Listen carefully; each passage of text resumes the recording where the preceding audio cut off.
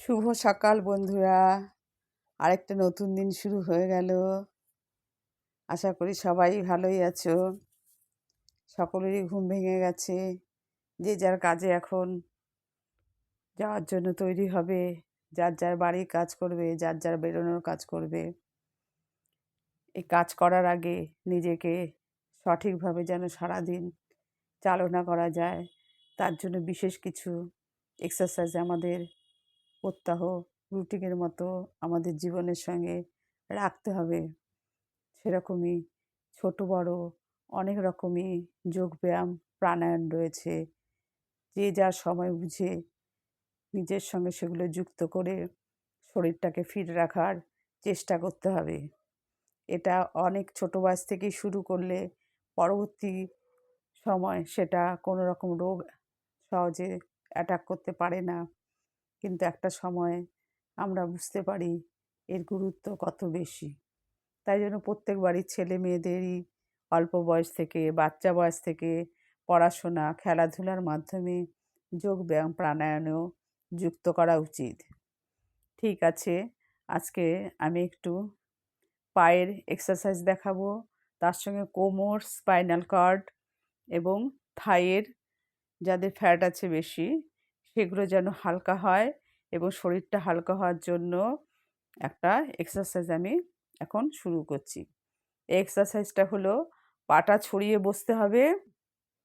বসে পেছনে হাত রাখতে হবে, হাতের ওপর আর পায়ের হিলের ওপর ভর দিয়ে কোমরটাকে ওঠাতে হবে।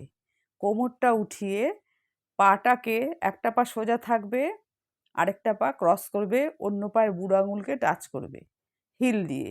এভাবে দুটো পাকে আপ ডাউন করতে হবে। একটা সোজা থাকবে, একটা এপাশে পড়বে, একবার এখানে যে টাচ করবে, একটা এপাশে পড়বে, আর কোমরটা ওপর দিকে থাকবে। তাহলে পেছনে স্পাইনাল কর্ডের উপরে চাপ পড়ছে, থাই মাসেলের চাপ পড়ছে, কোমরটাও উঠে যাচ্ছে। ঠিক আছে, তাহলে আমি শুরু করছি, তারপর অন্যান্য কথা হবে। পাটা ছড়িয়ে বসলাম, এখন হাত দুটোকে পেছন দিয়ে রাখবো। এবার বডিটাকে, পেছনের কোমরটাকে আমি উঠিয়ে নেব। পাটা রইলো, পেছনের কোমরটাকে আমি উঠিয়ে নিলাম। উঠিয়ে নিয়ে এবার আমি পাটা একটা পা আরেকটা পার উপর ক্রস করব। 2, 3, 4, 5, 6, 7, 8, 9, 10, 11, 12, 13, 14, 15, 16, 17, 18, 19, 20। এটা করলে পরে যাদের হাঁটতে গিয়ে হাঁটু ব্যথা হয়, পা বেঁকে যাওয়ার সম্ভাবনা আছে, তাদের সেটাও ঠিক হয়ে যায়। এই হাড়টার ওপর চাপ পড়ে, তাহলে হাড়টাও ঠিক হয়, এবং যাদের হিলে ব্যথা হয় সেটাও ঠিক হয়। মানে একটা প্রাণায়াম বা যোগব্যায়াম বা এক্সারসাইজ এমন শরীরের পার্টসগুলোকে অনেক রকম কাজের সঙ্গে যুক্ত করে, যাতে একটা কি দুটো করলেই শরীরের অনেক গুণাগুণ আমরা চট করে পেয়ে যাই। সেটা একদম প্রাত্যহিক রুটিনের সঙ্গে যুক্ত করতে হবে। আমরা যেমন স্নান, খাওয়া দাওয়া রেগুলার করি, চুল আঁচড়াই, স্নান করি, মানে এগুলো আমাদের যেগুলো প্রত্যেক রুটিন রয়েছে, কম বেশি করে আমরা করি। কোনো দিন খুব ভালো মন্দ খেলাম, কোনো দিন অল্প খেলাম, কোনো দিন হালকা খেলাম।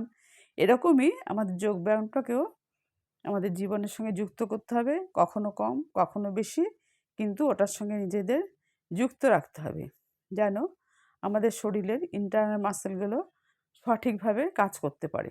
তার মধ্যেও কখনো কখনো ব্যতিক্রম হয়, খাওয়া দাওয়া, লাইফস্টাইলের জন্য, চলাফেরার জন্য, এগুলো তো হয়ই। একটা সময় যেগুলো মানুষ এটাকেও অনেক জীবনে অনেক কিছু বাদ দিয়ে শুধু এর সঙ্গে যুক্ত হয়ে কী খাওয়া দাওয়া করলে ঠিক হবে না হবে সেসবের দিকে ধ্যান দেয়, তখন সে অনেকটাই হালকা সুস্থ বোধ করে। গ্যাস, অম্বল, ঠান্ডা, কাশি, জ্বর এগুলো খুব কমই হয়। যারা প্রাণায়ামের সঙ্গে যুক্ত, ব্লিডিংয়ের সঙ্গে যুক্ত, তাদের এগুলো খুব কমই হয়। তবে কি ধরে রাখতে পারাটাই সবচেয়ে বড় কথা, আর ইচ্ছা থাকলে সবই হয়। ঠিক আছে বন্ধুরা, এখনকার মতো রাখছি, পরে আবার কথা হবে। বড়দের নমস্কার, ছোটদের ভালোবাসা, আমার চ্যানেলটার নাম হলো ঝর্ণা স্মাইল। আমার চ্যানেলটাকে তোমরা সবাই সাবস্ক্রাইব করে দেবে, লাইক শেয়ার করে দেবে। এটুকুনো তোমাদের কাছে আমার একটা আবদার রইল। বাই। সারাদিন ভালো কাটুক।